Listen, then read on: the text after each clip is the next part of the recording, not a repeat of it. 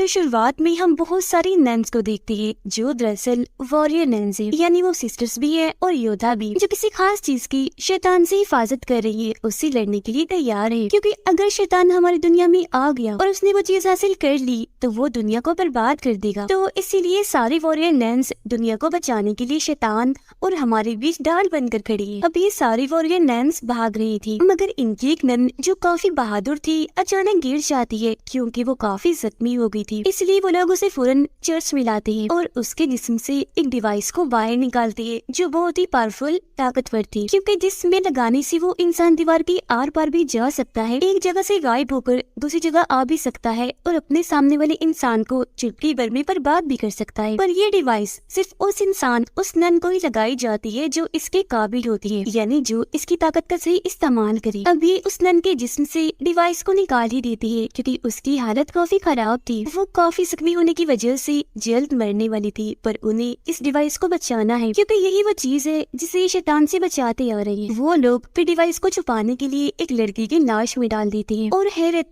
जैसी डिवाइस उसके जिस्म में जाती है वो हिलने लगती है। अगले ही पल दोबारा से जिंदा हो गई थी। इस लड़की का नाम एवा था जो ऑर्फनेज में रहती थी, यानी अनाथ आश्रम में, जहाँ ऐसे बच्चों को रखा जाता है जिनका दुनिया में कोई नहीं होता क्योंकि उसके माँ बाप की मौत हो गई थी। मगर जब वो 19 साल की हुई तो उसका वहाँ से जाने का टाइम आ गया, पर वहाँ की एक सिस्टर ने उसे जाने नहीं दिया बल्कि एक इंजेक्शन लगाकर उसे जान से मार दिया था। वो जब ऑर्फनेज में थी तो चल नहीं सकती थी, पर अब डिवाइस उसके जिस्म में आने से वो चल भी पा रही थी, जिस वजह से वो काफी खुश थी। पर क्योंकि चर्च में खतरनाक लड़ाई चल रही थी इसीलिए वो यहाँ के माहौल से भाग निकलती है। बाहर आने पर उसकी मुलाकात एक चोर से होती है जो एवा को अपने साथियों से मिलवाता है जो मिलकर छोटी मोटी चोरियां किया करती थी। यहाँ एवा को ख्याल आता है कि उस सिस्टर ने मुझे मारने की कोशिश की थी, जो हरकत वो और किसी बच्चे के साथ भी कर सकती है, इसीलिए वो बाकी बच्चों को बचाने के लिए दोबारा से ऑर्फनेज में जाती है। सिस्टर उस वक्त एक बच्चे को भी वो इंजेक्शन लगाकर मारने वाली थी, पर ठीक वक्त पर एवा वहाँ आकर उसे बचाने के लिए सिस्टर से लड़ने लगती है। अब इससे पहले कि सिस्टर उसे पलट कर मारती, वो गला घोटकर सिस्टर को जान से ही मार डालती है। अब चर्च के फादर को एवा के बारे में पता चल गया था, इसीलिए वो अपनी वॉरियर नन्स की आर्मी इन्हीं सभी सिस्टर्स को भेजती है एवा से वो डिवाइस वापस लेने के लिए। पर इन सिस्टर्स में से जो लिलिथ थी उसका इरादा ये था कि वो डिवाइस निकाल कर अब मुझे दे दी जाए क्योंकि मैं उसके काबिल हूँ। पर फादर कहते हैं कि नहीं, तुम्हें वो डिवाइस हम नहीं दे सकते, उसे हमें छुपाना है क्योंकि वो डिवाइस हमारे अलावा वो डेमन भी लेना चाहता है जो बहुत ही खतरनाक है और उससे लड़ना आसान नहीं है। फिर वो डेमन एवा के पास पहुंच ही जाता है उस डिवाइस को हासिल करने के लिए और उस पर हमला कर देता है। एवा से उस डिवाइस को लेकर वो सीधा हेल इन्हीं जहन्नम में जाएगा, उससे डेमन को ताकतें मिलेंगी और वो फिर कुछ भी कर सकेगा। इसके बाद हम एक बायोटेक इन टेक्नोलॉजी कंपनी को देखते हैं जिन्हें जमीन पर एक जगह एक काफी अनोखा मेटल मिलता है जो बहुत ही कम पाया जाता है, पर ये सिस्टर्स को भी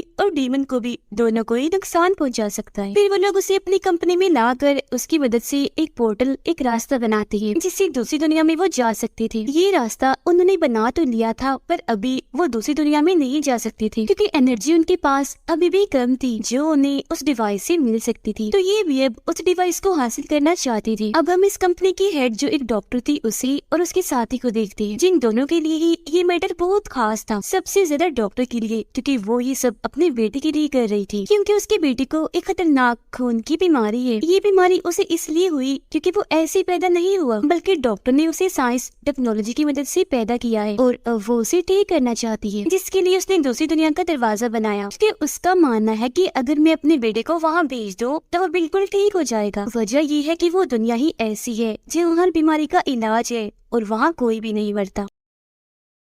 ये सब कुछ वो अपने बेटे की मदद से ही कर पा रही थी। दूसरी दुनिया का दरवाजा भी उसने अपने बेटे की मदद से ही बनाया है क्योंकि उसके बेटे को एक एंजल फरिश्ता नजर आता है जो उसे इस सब के बारे में गाइड करता है, बताता है। उधर फादर और सिस्टर्स की आर्मी को एवा मिल भी जाती है जो बेहोश थी क्योंकि उस पर डेमन ने हमला जो कर दिया था। वो उसे अपने साथ ले जाती है और जब उसे होश आती है तो फादर उसे इस डिवाइस की हिस्ट्री के बारे में बताते हैं कि काफी सालों पहले इस डिवाइस को हेवन यानी जन्नत से एक एंजल लेकर आया था जिसका नाम एड्रियल था ताकि उस डिवाइस की मदद से एक जख्मी वॉरियर को ठीक कर दे और सभी डीमंस का खात्मा करके इस दुनिया की हिफाजत कर सके। फादर कहते हैं कि मेरे हिसाब से उस डिवाइस ने तुम्हें चुना है, तुम उसके काबिल हो, इसलिए आज वो तुम्हारे पास है और अब मैं तुम्हें भी अपनी टीम में शामिल करना चाहता हूँ। जिस पर वो मान भी जाती है और फौरन ही उसकी ट्रेनिंग शुरू हो गई थी जो यहाँ की मदर उसे कर रही थी। यहाँ हमें ये भी पता चलता है कि जिस भी इंसान के पास ये डिवाइस होती है उसे ये पता चल जाता है कि डीमन हमारी दुनिया में आ रहा है और फिर उस मेटल की मदद से उसे मारा भी जा सकता है। पर एवा कुछ दिन यहाँ उनके साथ रहती तो है मगर यहाँ से जाने का फैसला करती है क्योंकि उसे यहाँ नहीं रहना बल्कि पूरी दुनिया घूमना है जो उसका सपना था। वो यहाँ से भागने के लिए अपने चोर साथी को बुला लेती है पर तभी यहाँ सिस्टर लिलिथ आकर उसे रोक देती है। इससे पहले कि वो एवा के अंदर से डिवाइस को निकालती यहाँ शूटर नन आ जाती है, यानी वो गन से शूट करने में माहिर थी मगर इस हड़बड़ी में वो डिवाइस ऑन हो जाती है, चल पड़ती है और ऐसा होते ही डीमन भी उसे हासिल करने के लिए आ जाता है। वो सबसे पहले सिस्टर लिलिथ पर हमला करता है और अब इससे पहले कि वो एवा को भी मारता वो सिस्टर की तलवार छीनकर डीमन की आर पार कर देती है जिससे वो जख्मी हो गया था और लिलिथ को अपने साथ लेकर यहाँ से गायब हो जाता है जिससे सबको ये लगता है कि लिलिथ की मौत हो गई होगी मगर वो मरी नहीं थी, अभी जिंदा थी। वापस वो जैसी तैसी चर्च आ तो गई थी लेकिन अब उसके अंदर एक अलग ही तरह की ताकत आ गई थी जिससे वो खुद भी अनजान थी। साथ ही एवा भी सही सलामत वापस आ गई थी जिसे सिस्टर एक खुफिया कमरे में लेकर जाती है जहाँ अलग अलग मेडल्स और एक डायरी थी जिसे सालों से वॉरियर नन्स लिखती आ रही थी। इस डायरी से एवा को पता चलता है कि उस एंजल यानी एड्रियल की मौत हो गई थी क्योंकि उसने अपनी ये डिवाइस वॉरियर नन्स को दे दी थी। उसे दफनाने के बाद जो भी एड्रियल की कब्र के पास जाकर बैठता था उसकी हर तकलीफ हर बीमारी ठीक हो जाया करती थी। जिसके बाद सभी वॉरियर्स ने ये फैसला किया कि वो एड्रियल की लाश को एक जगह पर छुपाकर आसपास मोटी दीवार बना देंगे ताकि उसकी शक्तियाँ और किसी को ना मिल सके। इसीलिए हमने उसकी लाश को एक चर्च में कब्र बनाकर रख दिया ताकि उसकी शक्तियाँ वहाँ रहने वाले लोगों के काम आ सके। तो अब हमें एड्रियल के जिस्म का हिस्सा चाहिए, फिर चाहे वो हड्डियाँ ही क्यों ना हो, क्योंकि वो मिलने के बाद हम उन्हें खत्म कर देंगे और फिर डीमन भी यहाँ नहीं आ पाएगा क्योंकि हमारा मानना है कि उसकी शक्तियों की वजह से ही डीमन हमारी इस दुनिया में आ रहा है, वो भी एक पोर्टल रास्ते के जरिए। तो अब ये लोग फैसला करते हैं कि इस सब में हम डॉक्टर और उसके साथी की मदद लेंगे और एड्रियल की हड्डियों को हमने तबाह तो करना ही है तो हम उन्हें तबाह नहीं करेंगे बल्कि डॉक्टर को दे देंगे ताकि वो अपने बेटे का इलाज कर सके, जिसके लिए डॉक्टर मान भी जाती है और उसका साथी अगले ही पल चर्च आ जाता है ताकि वो एड्रियल की हड्डियों को हासिल कर सके। अब एवा जैसे उन हड्डियों को लेने के लिए जाती है तो उसे वहाँ उसकी हड्डियाँ नहीं बल्कि खुद एड्रियल मिलता है, वो भी बिल्कुल सही सलामत जो ना जाने कब से यहाँ फंसा हुआ था। इसके अलावा एवा को यहाँ ये बात भी पता चलती है कि एड्रियल कोई एंजल नहीं है बल्कि वो डीमन है और वो डिवाइस उसने एक एंजल से चुराई थी, इसी वजह से डीमंस उसके पीछे लगे हुए थे। तो उस डिवाइस को बचाने के लिए एड्रियल ने उसे शुरुआत वाले नन के अंदर डाल दिया, साथ ही बाकी सिस्टर्स को भी पकड़ पकड़ कर वॉरियर नन्स बना दिया ताकि आने वाले डीमंस का वो मुकाबला करे, उन्हें रोके और खुद को फरिश्ता इसलिए बताया ताकि डीमन से सब उसे बचा ले। अब एड्रियल की सच्चाई उस वॉरियर नन को पता तो चल गई थी पर उसने किसी को भी नहीं बताया क्योंकि उसकी मौत जो हो गई थी। अब सारी सच्चाई जानने के बाद एवा उसे वो डिवाइस नहीं देना चाहती थी पर एड्रियल जबरदस्ती वो हासिल कर लेता है जिससे काफी तेज एनर्जी को हम चलते हुए देख पाते हैं जो दूसरी दुनिया की उस रास्ते में बनी थी जो डॉक्टर ने बनाया था। उसके बेटे को भी ये बात पता चल गई थी, इसीलिए वो उस पोर्टल में जाने का फैसला करता है।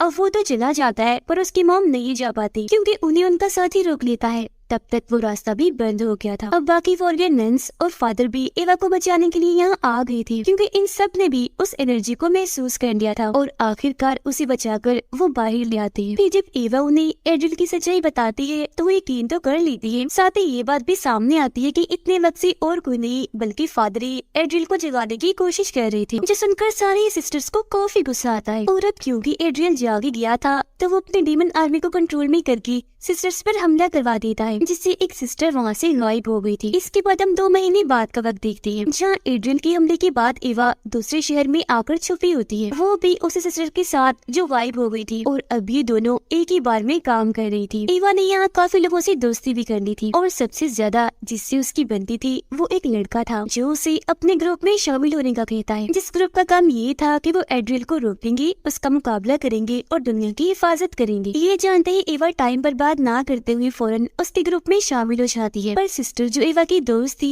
जिसके साथ वो रह रही थी, उसे कुछ भी ठीक नहीं लगता। इसीलिए वो एवा को इन चीजों से दूर रहने के लिए कहती है और ये भी कि तुम्हें अपनी शक्तियाँ ताकतें एड्रिल के खिलाफ इस्तेमाल करनी है, तो इनकी हिफाजत करो। इसके बाद बताया जाता है कि उन सारे वॉरियर नन्स को एड्रिल के लोगों ने मार दिया था, वो भी काफी बेरहमी से। बस मदर और सीनियर सिस्टर ही जिंदा बचे थे, क्योंकि जब ये सारा हादसा हुआ तो ये दोनों वहाँ नहीं थी, बल्कि ये मदर की एक खुफिया जगह पर छुपी हुई थी। अब इन दोनों को एक जगह से सिग्नल मिलता है वहाँ आने का, जिस बात से वो खुश हो जाती है, क्योंकि उन्हें लग रहा था कि जरूर ये सिग्नल वहाँ की सिस्टर ने दिया होगा, इसीलिए फौरन वहाँ चली जाती है। पर यहाँ आके पता चलता है कि यहाँ की भी सारी सिस्टर्स को मार दिया गया है। पर वो ये सोच रही थी कि अगर सारी सिस्टर्स मारी गई हैं, तो हमें सिग्नल किसने भेजा था। इस बारे में वो खोज कर ही रही थी कि तभी उनकी मुलाकात एक औरत से होती है जो एक स्टूडेंट थी और सिस्टर बन रही थी। साथ ही वो बताती है कि मैं यहाँ एक मकसद के लिए आई, पर वो बात राज है जो मैं किसी को भी नहीं बताऊंगी सिवाय वॉरियर नन्स के, क्योंकि इस चीज की मैंने कसम खाई है। उधर एड्रियल डॉक्टर की साथी को अपने साथ शामिल कर लेता है, जिससे अब वो गॉड का नहीं बल्कि एड्रियल का मानने वाला बन गया था, जो एक डीमन है। जबकि डॉक्टर तो अपनी सारी मेहनत उस पोर्टल को ही खोलने में लगा रही है, जिसने कुछ हद तक उसे कामयाबी भी मिल चुकी थी। अब डॉक्टर से मिलने सिस्टर लिलिथ आती है, क्योंकि वो उसे अपना जिस्म चेक करवाना चाहती थी, जो धीरे धीरे बदल रहा था। उसकी जिल्द पर एक अजीब सी नई जिल्द आ रही थी, जिसे डॉक्टर भी समझ नहीं पाती, इसीलिए वो उस पर अपना एक्सपेरिमेंट तजुर्बा करने लगती है। वो पोर्टल के जरिए लिलिथ को अंदर तो भेजती है, पर पोर्टल उसे वापस गिरा देता है। पर यहाँ उस जिल्द पर एक तस्वीर बनी हुई थी, जिसे समझने के लिए डॉक्टर उसे अपने कंप्यूटर में डालती है, जिसमें एक औरत का चेहरा बना हुआ था। पर ये कौन थी डॉक्टर नहीं समझ पाती। अब लिलिथ को लगने लगता है कि ये डॉक्टर मेरी मदद नहीं कर पाएगी, तो अब मदद के लिए वो जाती है एड्रियल के पास, जो उसकी मदद तो नहीं करता पर उसे अपने कंट्रोल में कर लेता है, ताकि लिलिथ मेरी तरफ ही रहे। जो चीज काम कर भी जाती है, क्योंकि लिलिथ उसकी तरफ हो गई थी। इसके अलावा वो उसे काफी सारी शक्ति भी देता है, जिसकी मदद से अब वो सारे डीमंस को देख पा रही थी। अब हम जानते हैं कि डॉक्टर का साथी एड्रियल के साथ मिल गया है, जो उस पर इतना भरोसा करती थी, पर उसने इस भरोसे का फायदा उठाकर एड्रियल की मदद की। उसे एक बिल्डिंग और बहुत सारे हथियार बनाकर दिए, ताकि उस बिल्डिंग में उन हथियारों की मदद से एड्रियल अपनी शक्तियाँ दिखा सके और उसे पसंद करके लोग उसके साथ ही मिलते जाएं, ताकि उसकी काफी बड़ी आर्मी बन जाए। और अगर किसी ने उसकी बात ना मानी तो वो उन्हें यहाँ सजा भी देगा। अब दूसरी तरफ शक्तियों को इस्तेमाल करके एवा भी ये कोशिश कर रही थी कि वो एड्रियल की किसी भी प्लान को कामयाब ना होने दे। यहाँ ये भी बताया जाता है कि एवा का वो दोस्त जो उससे बार में मिला था, वो और कोई नहीं बल्कि डॉक्टर का बेटा था, जो उसका बड़े वाला रूप था। फादर भी जाग गया है दोबारा, क्योंकि अब वो एड्रियल का ही मानने वाला था। लेकिन बहुत ही जल्द उन्हें अपनी गलती का एहसास हो भी जाता है कि वो कोई गॉड नहीं है बल्कि डीमन है, शैतान है, जो अपने मकसद के लिए कुछ भी कर सकता है। तो वापस उन लोगों के साथ ही शामिल हो जाते हैं।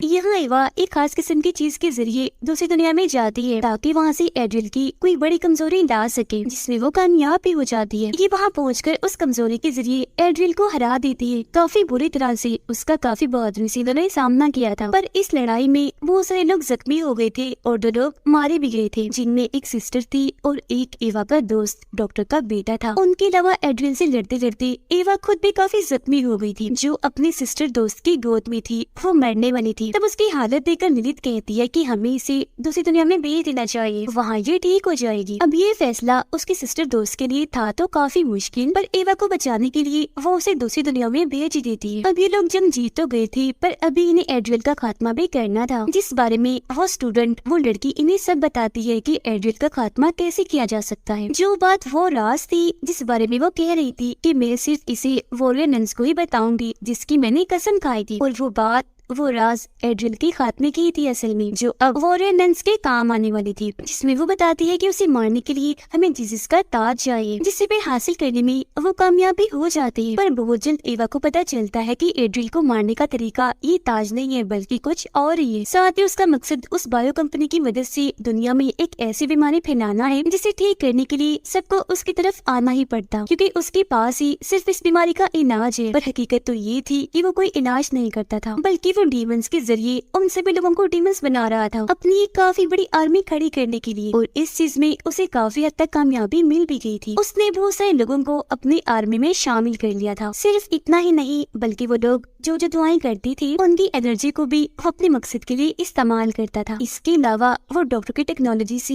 एक ऐसा पोर्टल खोलता है जो जल्दी बंद ना हो, क्योंकि वो इस दुनिया में बहुत सारे डीमंस को बुलाना चाह रहा था ताकि उनकी मदद से वो पूरी दुनिया पर कब्जा कर सके। अब तभी वो उस पोर्टल के जरिए एक औरत को भी वहाँ से बाहर इस दुनिया में लाता है ताकि हमेशा उसे यहाँ कैद कर सके, क्योंकि ये औरत काफी बहादुर थी जो एड्रियल को हरा सकती थी और वो नहीं चाहता था कि उसे कोई रोके। ये औरत असल में दूसरी दुनिया की मास्टर थी। उसकी दुनिया में एड्रियल कब्जा करना चाहता था, पर जब वो वहाँ पर हार गया इसीलिए उसने इस मास्टर की डिवाइस चुरा ली, क्योंकि वो जानता था कि ये मास्टर मेरी सबसे ताकतवर दुश्मन है और मुझे इस डिवाइस की मदद से हरा देगी। उस दुनिया से हार जाने के बाद वो हमारी दुनिया में आया राज करने के लिए, पर यहाँ आते ही उसे काफी सालों के लिए कैद कर दिया। वहाँ से जब वो निकला फिर भी अपने मकसद में कामयाब नहीं हुआ, क्योंकि वॉरियर नन्स ने उसके हर इरादे का खात्मा कर दिया। अब मैं आपको बता दूं कि ये जो औरत थी इन्हीं मास्टर ये हेवन की थी, जो बहुत ही ताकतवर है, क्योंकि इसमें एंजल जैसी शक्तियाँ पाई जाती है। और डॉक्टर के बेटे को जो गाइड करती थी, जो उसे नजर आई थी, वो भी ये औरत ये मास्टर ही थी। और स्क्रीन पर जिस औरत की तस्वीर डॉक्टर को नजर आई थी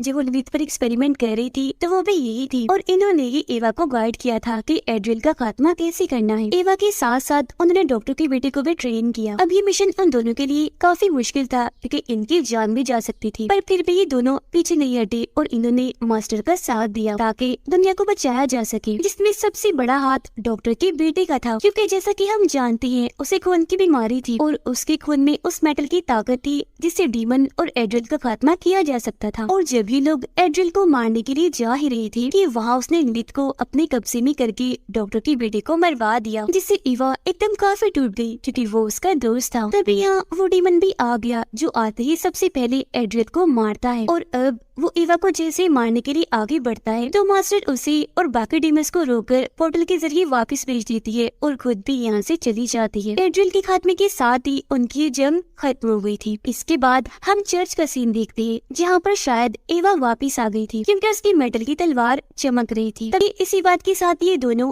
पहला और दूसरा सीजन इधर ही खत्म हो जाता है।